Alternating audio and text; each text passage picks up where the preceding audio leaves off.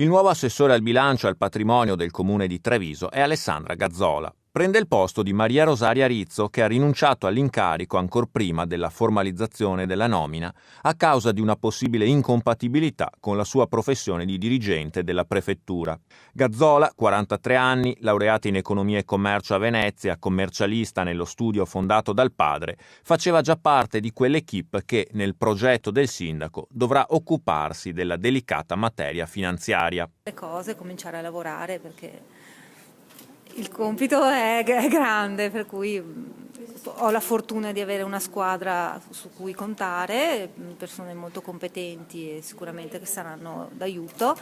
Dopodiché comunque il lavoro che mi aspetta è di tipo collegiale, nel senso che è vero, l'assessore al bilancio deve verificare le disponibilità finanziarie, però dopo le scelte su come lavorare non spettano al singolo assessore, sarà la giunta nella sua collegialità a verificare come intervenire. Certo, le risorse a disposizione non sono molte, lo sappiamo tutti, non serve che lo dica io, e la questione non riguarda sicuramente solo il comune di Treviso, però bisognerà valutare anche magari altre forme di finanziamento che fino ad oggi non sono state magari tenute molto in conto, ad esempio la gestione dei fondi europei per progetti specifici, è una cosa su cui sicuramente sarà il caso di lavorare. Maria Rosaria Rizzo continuerà comunque a collaborare con la Giunta come consulente, un ruolo in cui opererà anche Sossio Vitale, avvocato, esponente di Treviso Civica e consigliere comunale nel precedente mandato.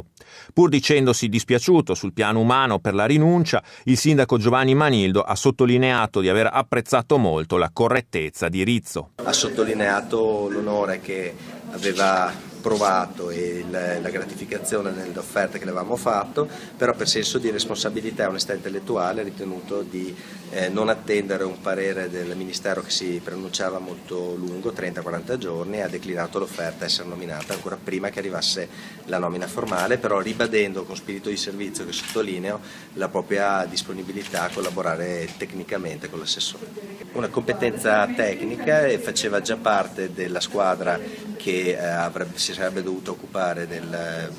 finanze, amministrazione e bilancio, quindi è stata una scelta assolutamente naturale dettata dalle competenze tecniche della dottoressa Gazzola. Era in una lista che ha già 2 assessori, questo potrebbe causare dei malumori, comportare qualche problema?